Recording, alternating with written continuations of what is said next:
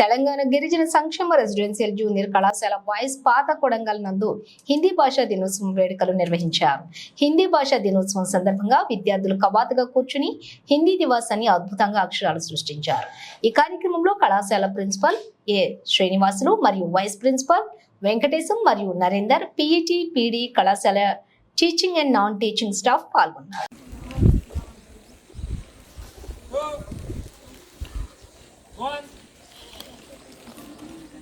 పూరా video madam అక్కడ నుంచి కూడా తీయండి. అవును, స్కూల్ కనిపించేటట్టు మీరు ఇప్పుడే పైకి వచ్చండి సార్. మీరు ఏం చేయండి, అటు నుంచి తీయండి, స్కూల్ వచ్చేటట్టు, బోర్డు వచ్చేటట్టు.